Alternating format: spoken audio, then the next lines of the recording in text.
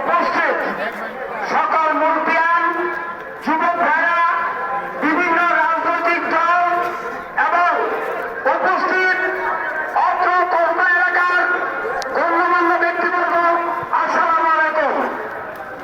আজকে এমন একজন লোককে আমরা হারালাম যাকে আমরা এই কুঠি তথা কসবার উন্নয়নে যার ভূমিকা ছিল অপরিসীম। উনি বিএনপি এই কুঠি ইউনিয়নে দুইবারের সভাপতি ছিল। উনার হাতে এই কুঠি ইউনিয়নের সকল উন্নয়ন কর্মকাণ্ড হয়েছে। আজকে উনার শেষ বিদায়ে আপনাদের কাছে অনুরোধ করছি, উনিও মানুষ হিসাবে চলতে ফিরতে যদি উনি কারো মনে কোনো আঘাত কোনো কষ্ট দিয়ে থাকে, আল্লাহর রাস্তায় ওনাকে ক্ষমা করে দেবেন।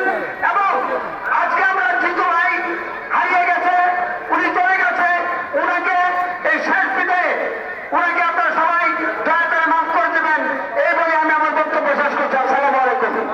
ধন্যবাদ জনাব শরীফুল ইসলাম।